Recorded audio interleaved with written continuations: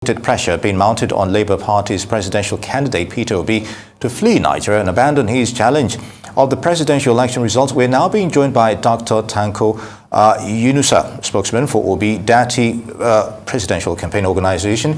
Good to have you again on Newsday. Now, let's go straight to the High Court sitting in Benin, which restrained Labour from suspending its national offices and, of course, the chairman till the determination of motion on notice. So, can you give us a background of how this developed and why we're where we are with Labour at this stage? Well, I thank you very much for having me. And it's very clear that the Labour Party is the darling political party of most Nigerians as today, at least those of us who are interested in getting Nigeria back on the right track. And so every attack and every means of demarketing the Labour Party, including the presidential candidate, is the scheme that is being put into place at the moment now. And then it only makes us more popular, it makes us even more stronger. And then the more they throw things at us, the more we rebuff them and then make sure that we're doing the right thing on the right time. With regard to the issue of the court case, it was very clear that some certain individuals who feel they are being kind of sponsored and then being, being aided in order to destroy the legacy that has already been built over the years, collaborated and conspire against the leadership of the party. But interestingly also, the court now has already said, okay, stay action on this particular matter until when the substantive case has already been established. So we will wait, so that until when the cases itself has already been adjudicated, and then the court make pronouncement accordingly. That's as far as we can say on the matter, since it's already in the court of law. But as it remains, the party leadership still remains in focus. The chairman of the party, Barrister Julius Abure, and then the secretary of the party, the treasurer of the party, Ms. Oluchi and Umar Farouk and Ojuku, are all very much in their positions until when the court says otherwise. And that is exactly what we will wait for. The Labour Party will seem to be spending a lot of time with law officers in the coming days. It seems that there's also threats that we've heard in order to get your presidential candidate to drop the case in court. We're hearing of threats severe enough to make him want to leave the country. I want to ask, how seriously are you taking those threats? What is being done about them? Have security services been contacted, and also what the temperature is like for those within the Labour Party, especially seeing as attack is coming from all sides? Well, you can see me smiling. Yesterday we just issued a statement as regard to what is happening within the system. There are serious threats against the Nigerian state. It's not about Peter Obi now. He has gone beyond that. Because when you challenge the Nigerian state and then its unity, and then using religion and tribal sentiment in order to send a negative signal to the Nigerian people, of course, actually, those are the people who are a threat to the Nigerian society, not Peter Obi. Because it is very, very clear. You told us that an election has been conducted based on provisions of the law. We challenged that particular provision of the law, and we said that the candidate in which was put in place does not have the prerequisite to contest for the election. And we also said that that particular person has already been convicted as a felon on the issue of drug abuse, which we still maintain and we are still pursuing. So what we are simply doing, we are challenging the system, illegal system, legally.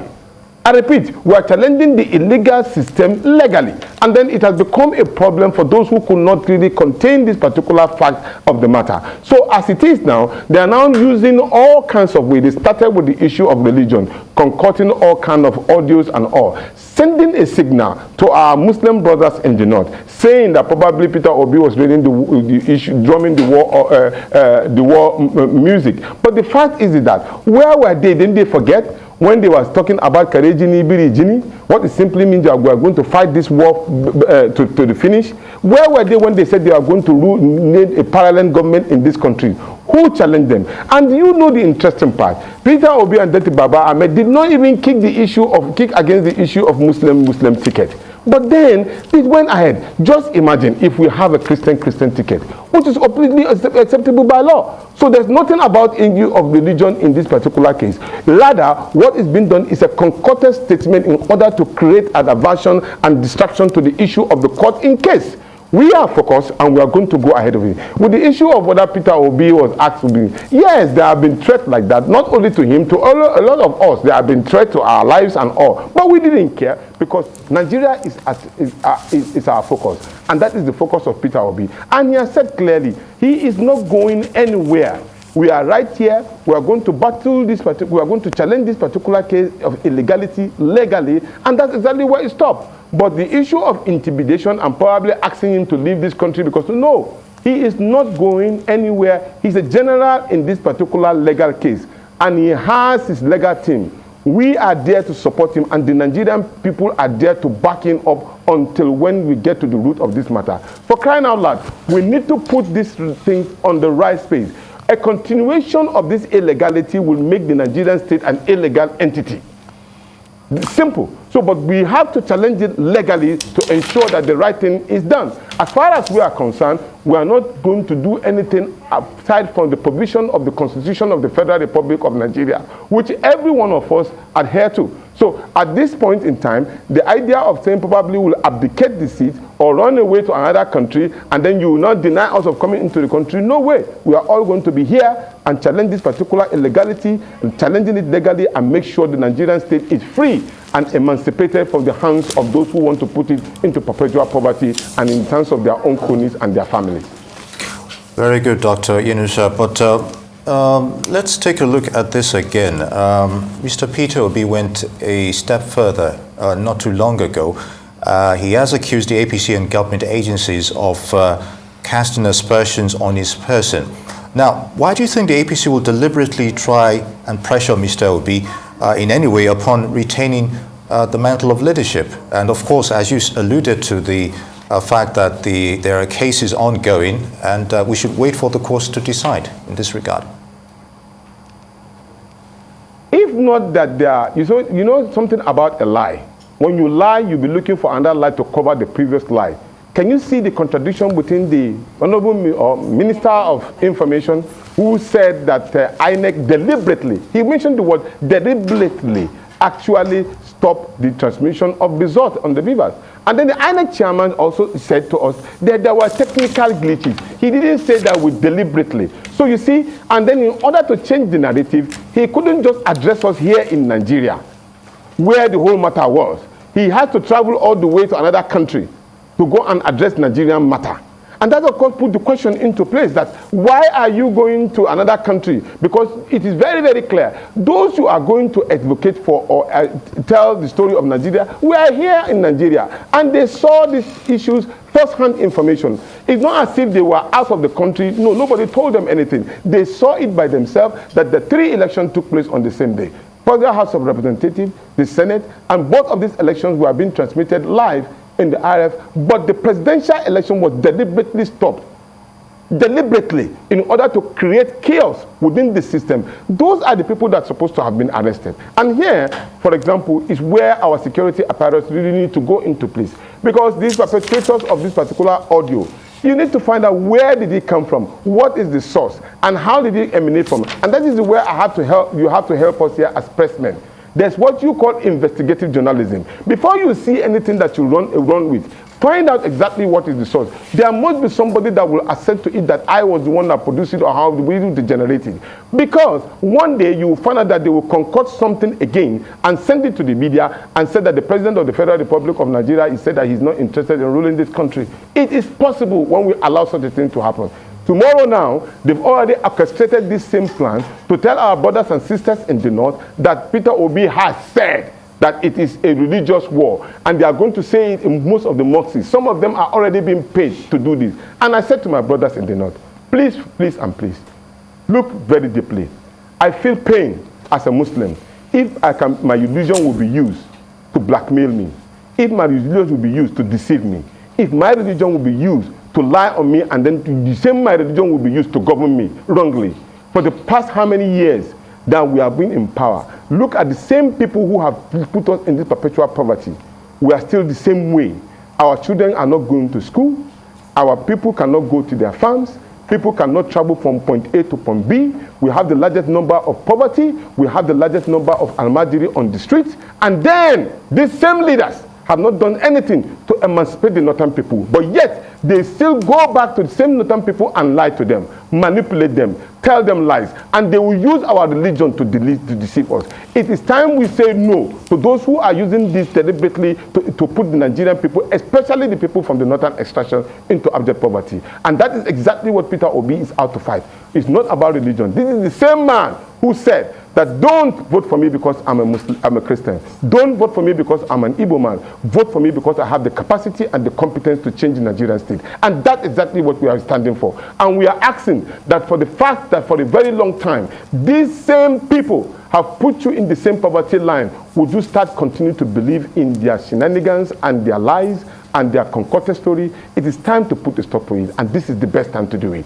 I do believe that the Nigerian people, especially the northern people, do know the right thing from the wrong thing. Tomorrow, that's what they are trying to start to do. And of course, you know, and that is exactly what it simply means, that these are the same people who are concocting these particular lies in order to put this country in.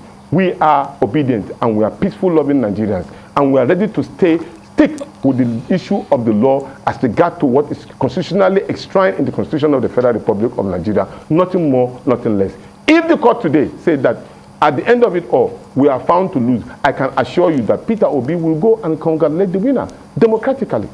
But aside from that, he said, he who seeks for equity must come with clean hands. And he who wants to be a president, who wants to be called an excellency, must come through an excellence way. It's simple and short. Will there be tactics employed in order to battle some of these lies and false information that you said has infiltrated and has started to confuse the minds of individuals? And I say that because not only did you bring up the tape, but we also know about the interview that was done by Datti Baba Ahmed that has been getting quite a bit of backlash. And it seems that in both of these instances, whether or not the intention was true, their own words were used against them. Is there going to be a more intensive PR campaign? I don't know if this is even possible with situations in court, but how do you begin to counter some of those alleged lies and concocted situations? How will you begin to do that in order to get the Labour Party and the obedience back into a place where the discussion isn't silly, you know?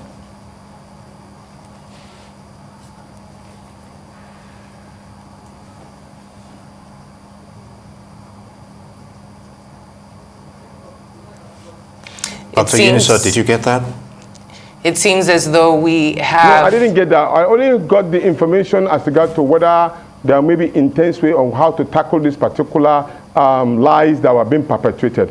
Right. One, if that is the question, the fact still remains that we on our part, we will try as much as possible to dispel these particular lies, just like we are doing now. And we employ all Nigerians that had the opportunity to dispel all of this. There are people who do what they call fact-checking. They can also go ahead and do. But then, most importantly, for anybody who is in government has the right at the moment now to do the right thing. It's not about the people in power at the moment. It's about the Nigerian state, which of course any security officer has been paid to do, to protect the state as against the heinous crime being committed against the state.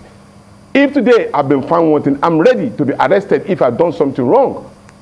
But I know I'm trying to do the right thing for the interest of the Nigerian people. And I'm asking the security officers to do the same thing too. Go and do investigation as regard to those who are behind all of this perpetration of it. Look, how can you just pick up somebody's conversation, assumingly it is so, and then you think, it's just like me and you now discussing, somebody now and concoct it into something else and set the country on fire. For what? For God's reason, for what? For what? So these are some of the things that the security apparatus need to checkmate as quickly as possible. Don't forget that you are in the office today. Tomorrow you may not be in the office, but Nigeria remains. But it depends on how you protect that particular Nigeria that it will be useful for you tomorrow. But when you treat it with levity and treat it with disdain and treat it with equality and fairness and equity, it will come back to haunt you tomorrow when you leave the office. It's simple. It's not rocket science. So do the right thing for the interest of your own future, collectively so. I mean, even for those who are even in the interest of concocting this particular story, are they happy with the situation of Nigeria as of today? If you collect certain money now to concoct stories as against the Nigerian state or against another person, does that make you better? Because at the end of it all, you will spend the money, but Nigerians remain.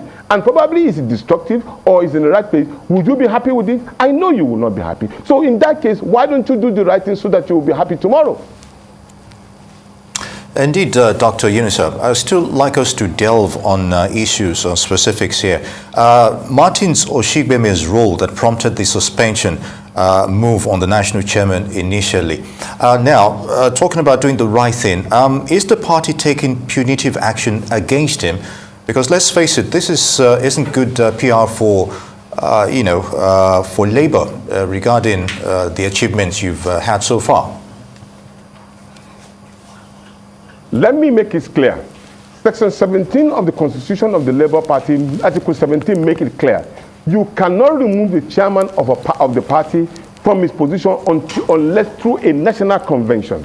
And the national convention must be the one that is being called specifically for the removal of the national chairman.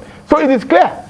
So a national party chairman cannot be removed by a local government or a ward level chairman. It's not possible in the constitution of the Labour Party. It's not the same constitution of PDP or APC or any other political party. And this is where it's very important. There are five or four documents that control the political party.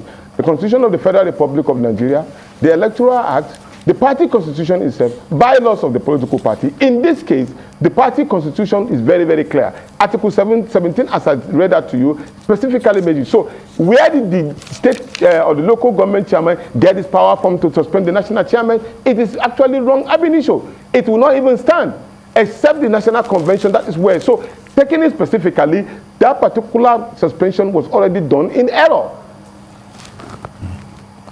Do you think to a large extent what propelled him to do what he did in the first place? Have you actually investigated this?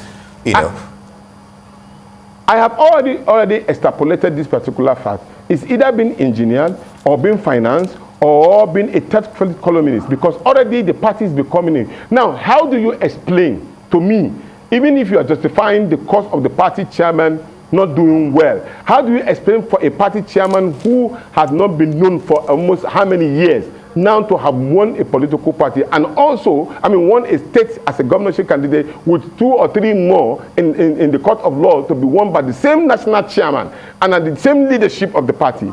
Then at the same time won 38 or 34 Federal House of Representatives. You are talking about 8 senators from nowhere. This particular man has been able to achieve this milestone within a short period of time. I think he deserves an applause. And for now, and even for that, again, he has also presented a presidential candidate that is already just waiting to be announced as the President of the Federal Republic of Nigeria. How well do you want a success to be recorded? So you don't have even any single right, rather than to pamper this particular chairman and his ESCO to say, well done, you've done a great job. Nobody can be perfect, I agree. But then if you want to even remove the chairman, you must follow the rules and regulations of what is enshrined in the party. He who wants to swim, who wants to go into the pool, must know how to swim. So if they want to remove the chairman, they should have known what is contained in the constitution of the party before they even delve into it in the first place. So it means that they don't even know how to swim and they are going into the waters. Well, let me pivot the conversation for a little while. There has been a lot of discussion about how this tribunal will roll out their investigations before swearing in of the president-elect on May 29th. There are a lot of calls for all the transpirations to happen before the swearing in. Hopefully, we're not so sure how that schedule will work out. What is your take on whether or not the hearings are done before or after the swearing in of the president-elect? The idea of the presidential tribunal ab initio was to adjudicate on matters of electoral, post-electoral matters, so that they will be done with it before they swear in officers who are to take over oath of office. So we are expecting that that particular cases that we've already filed will be dealt with and dispensed with early enough within the particular threshold before the announcement or before the swearing-in ceremony. Be as it may, we are ready to go all the hog when the adjudication will be done, but it has to be done in real time so that we can be able to be protected by the provisions of the law. And the provisions is very, very clear that those particular issues should be dealt with before the swearing in. And that is certainly what we are expecting. But even though we know the shenanigans and the other ideas from the opposition will try to drag this particular position very longer than necessary, but then I think it's a straightforward matter. And then if we really want to do justice to our country, we can dispense this particular case in just 1 month.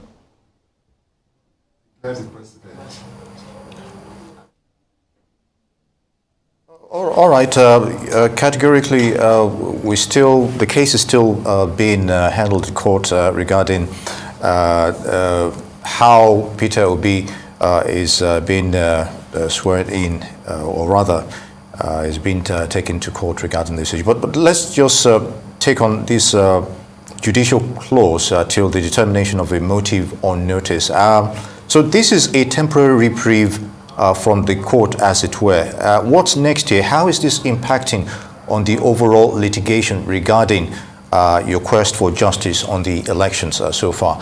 From this chairman's purported suspension, which has been stopped by the court, and how is this impacting generally on the election litigations so far?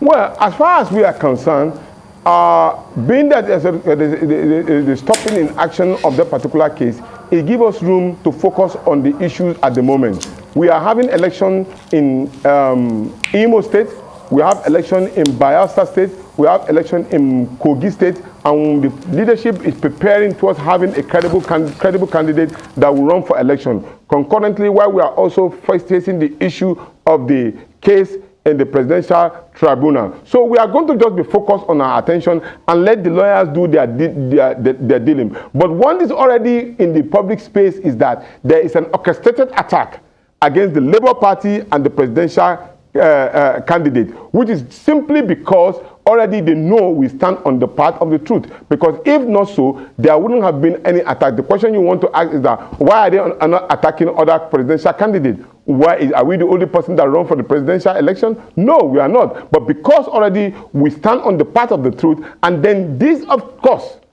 credibly show to the Nigerian people that is where the pendulum is. And everybody will now know that we are on the part of the Nigerian people. We are out to claim their mandate in which they've judiciously given to us, and we'll continue to follow that judiciously. We are not going to do anything apart from what is contained in the Constitution of the Federal Republic of Nigeria. We will remain focused, determined, and continue without being distracted at all. That particular mandate, we will reclaim it by the grace of God through legality, but not illegality.